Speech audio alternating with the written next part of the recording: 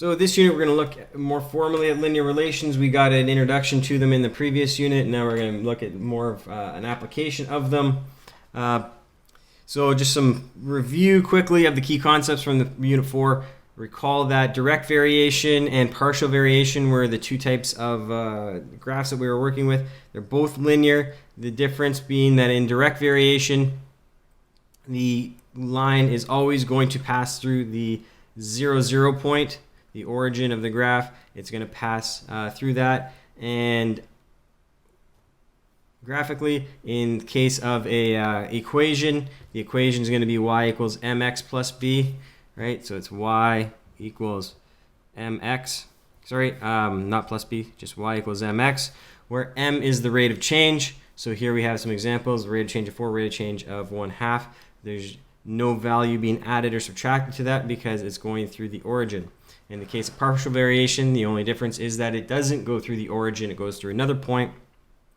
So here we have graphically it's going through another point.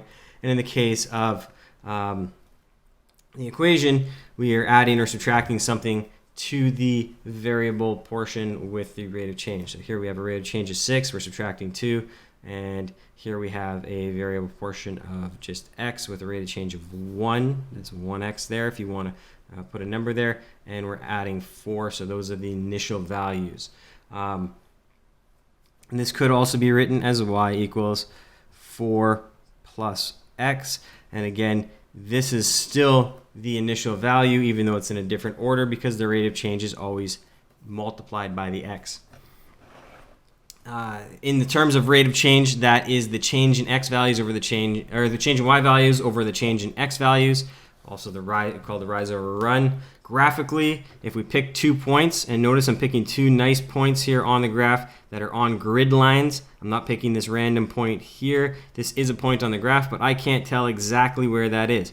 Is that at 2.5? Is that at 2.73? I don't know. I know this is at 220. I know this is at 640. So those are easy points to pick.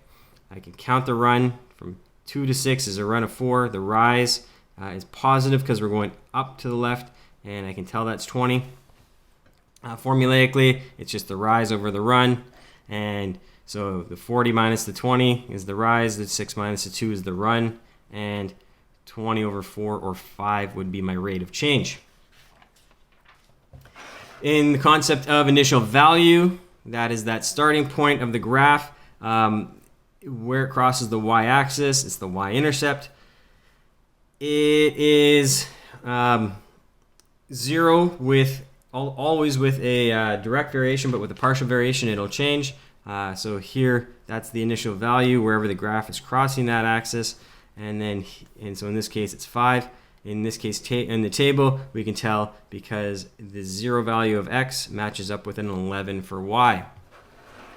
And then as well we have the first differences, which are related to the rate of change.